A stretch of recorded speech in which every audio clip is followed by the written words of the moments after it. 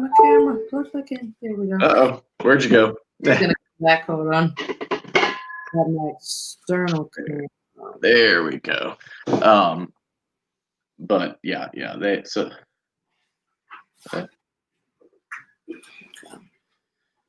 All right.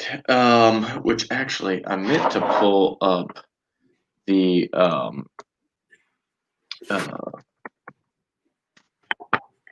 trail bill. Because I think they use it's a 64 or no, hold on.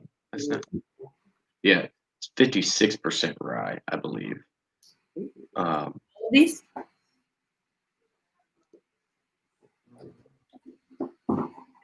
That goes the green label.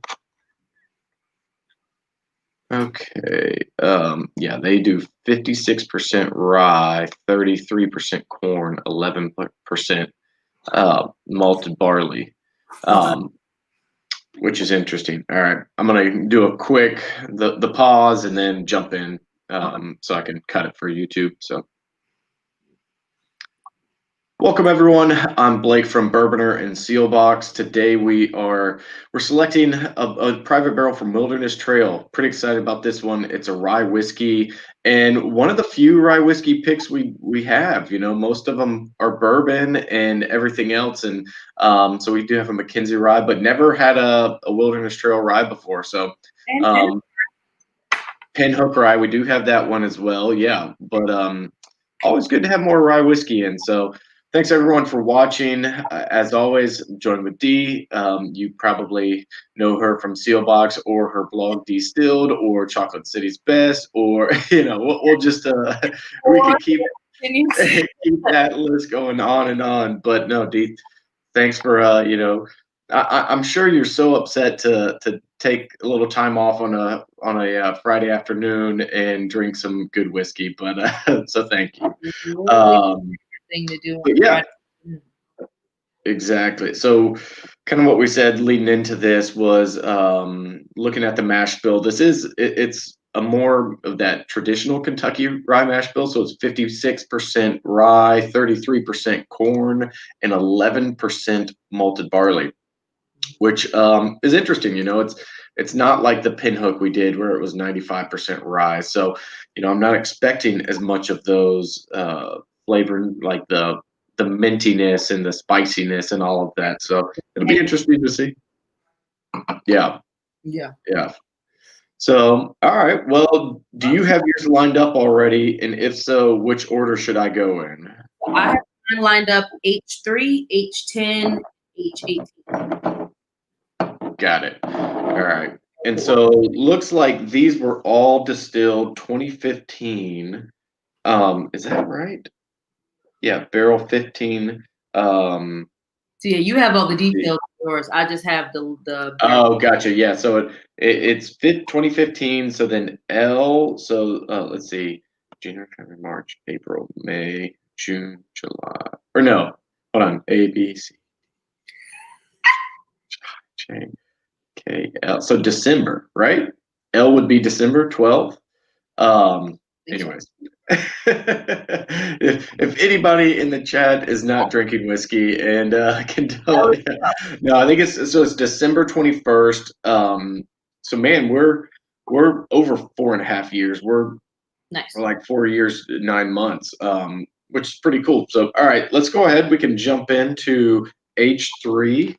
And yeah, have you had any of the standard rye from them? I did try the Wilderness Trail was it reserve or select we have here. I have tried that one, which is really good.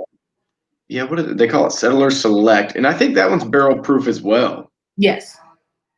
God, that smells good. Which I may have for all those watching, there may be like I don't want to call it a big reveal at the end, but we may have something special if we like these. Oh, no.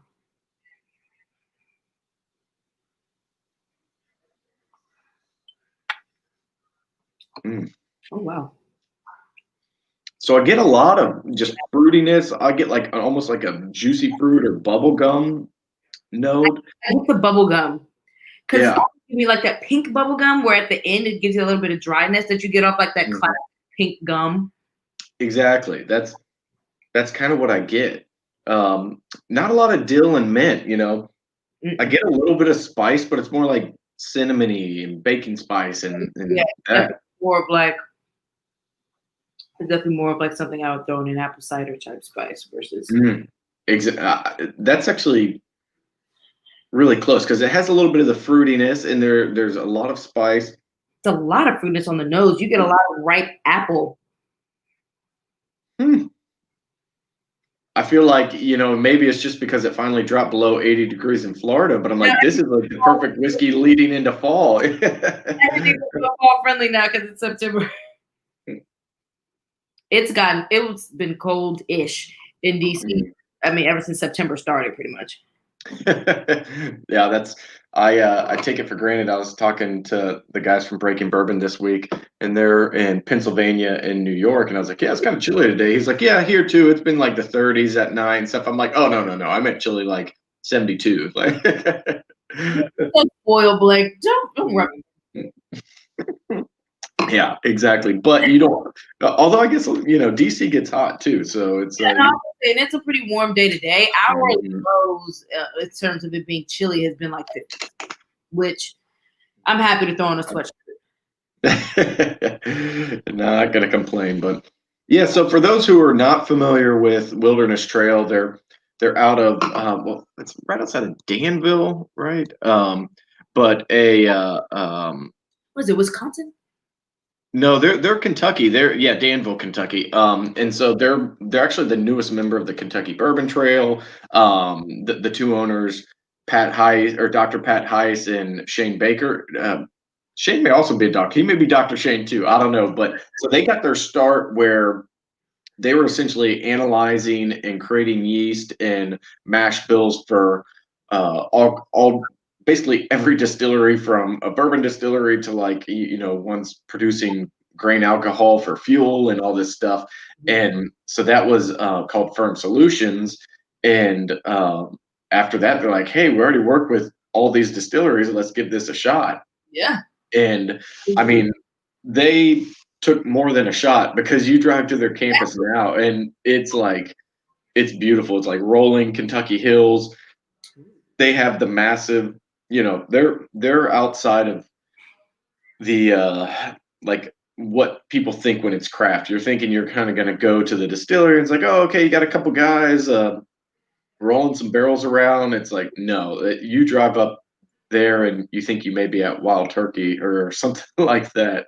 But it's man, they're To do the Bourbon Trail, I'm dying to it's finally knock that off my list. as soon as things open up. I mean, when can we go? I guess that's, I'm overdue for this in-person Seelbach pick. Like, yeah, that is true. witnesses. The online is fun, but there's nothing like being in the actual warehouse. In the distillery and smelling the barrels Mhm. and Although it is really fun. It's also really hard because everything tastes incredible when you're in the distillery picking from a the barrels. Everything's gonna taste good. But that's yeah. a good problem to have. That's not. I'm not afraid. Yeah. I'm not afraid to combat that problem. H10 is a lot sweeter on the nose. And these all have the same mash bill? All same mash bill, and I believe they were all distilled on the same day. Um, all around the same proof. So All in the same H3.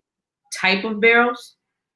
So yes and maybe no. So I don't think they do it as much, but Wilderness Trail is definitely playing around with some different barrels. They'd all be 53 gallon, you know, new char, but I know they've played around with like different char levels, some toast, some Canton, I think Okay. it's Canton, which is a more of a wine um, barrel maker. So it's possible that these could be like from different barrel makers. My guess is they're all about the same. I think they've Okay. somewhat standardized that over the last few years. But yeah, so all either 110 or 111 proof, but Yeah. this one, it is more of like that caramel apple, whereas the first one was just Yeah, I love the shape of that glass. This is off topic, but on topic. What's the shape of that glass called? Do you I know? don't know actually. I have them somewhere. I'll have to Manifest Distilling, they were getting some, and I'm like, oh, can I jump on that order? And so I don't know what they're actually called, but I feel extra fancy whenever I drink from it. So Yes. yeah, This so this one is, free. what'd you say? This one's giving me a lot more pepper. Yeah, which I get that sweetness more on the nose, but I don't get it on the finish as much. A little bit of butterscotch in the front, but it doesn't last long. This one kind of starts out higher and then drops off, whereas I feel like H3 was pretty consistent throughout. I mean, it's still very good. Good. It's definitely good. I even get a little bit of like dry chocolate, so maybe dark chocolate.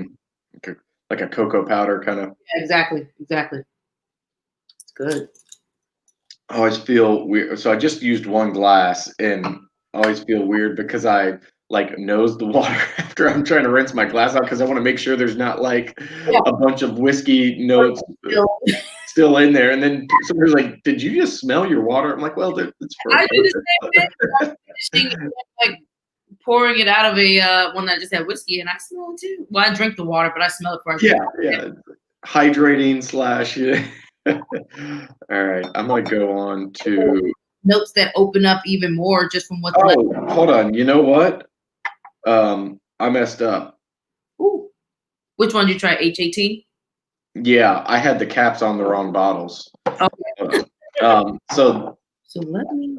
Okay, so maybe that's why I wasn't getting as much black pepper and like a cocoa note and that one. That's much different. Yeah, it smells sweeter, but it doesn't taste sweeter.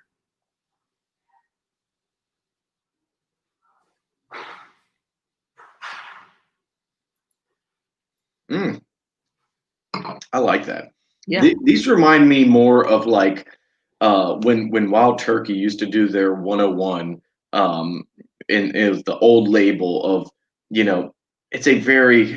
it's a much more bourbon heavy. You get some of the rye notes, but it's that butterscotch and stuff comes in. yeah, you get a lot of that butterscotch and black pepper and caramel.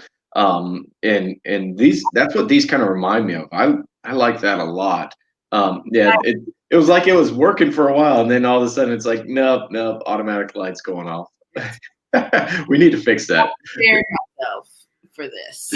And backup light happening. There we go. Yeah, I thought it was like a Halloween lead in for next month. But good old sensors. I really like these a lot, actually. So I was talking with a guy out of Great Lakes Distilling, or that's and he was talking about how, in the production process, even though you have the mash bill, distilling out of it or something like, so if you have 51% rye, it's a rye whiskey in the mash, but then what's actually coming over, more of the alcohol is coming from the corn because of how fermentation works and everything. And I'm like, this sounds out of my league of trying to understand the science behind it, but it kind of makes sense. And it does make sense. I think why you get like a much more bourbon forward notes on some of these, Kentucky style ryes. Mm-hmm. Yeah, because that corn, I mean, the yeast is going to pull from whatever's giving the most sugar. So, I like H10 actually. You get just a little bit of that butterscotch, but it's like the cantaloupe and like I think of like a melony sweetness, not like a sugar cookie sweetness. It's a little bit rounded, a little bit fruity, and balanced. I like that. I do like that a lot. Okay. and sorry, so they're actually tearing down an overpass outside of my office. So I've heard nothing but like jackhammers the entire day, and I think they took lunch break, and now they're back to it. So if you hear, actually, I can hear your background, so it's okay, good. nice. You know, but we're used to the construction sounds over here. You know, that's our neighbors. Yeah, that's probably all day long. All right, I'm gonna go back to 18 now. Yeah, now it's actually when it smells really sweet. More of the bourbon smells from this too, because I smell caramel.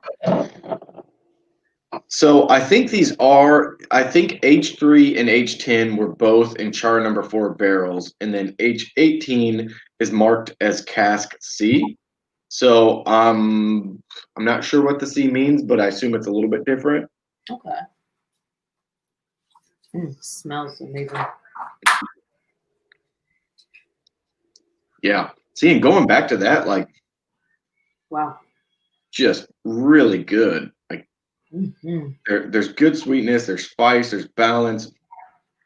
Get some interesting notes, like almost more like a charred tropical fruit, like almost like a mango-y, or I said charred pineapple or mango. Charred pineapple, yeah. That I think this might be my favorite. I think it is, and now I'm wondering like what the C means for the cask because that's what this said. Yeah, we can ask later. We'll find out for those watching. We won't just leave it in suspense. I think so. I'm gonna pour a little bit more of H3 because I really like that to start, but H10 is good. Yeah, so far I don't know, just 18. Yeah. Adding water to my 18 so I can see what that opens up into. I let H3 sit for a little bit with some water, so now I'm curious to see what happens. And that's where I think I get more of a little more spice, a little more rye notes on H3, but H18 is just really good. That water opened it up so much. It smells so good. Wow. I get coffee. I get chocolate. I get ripe plum.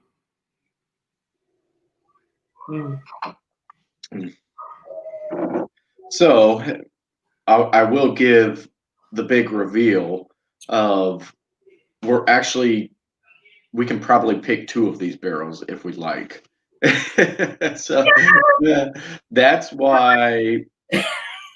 I mean, I don't want to. I probably shouldn't have said that on video. I maybe should have, but I believe we're going to be able to take 2 of these barrels. I'm going to say 97% sure, but there is always that small percentage, and that's where I'm thinking H3 and H18. Yeah.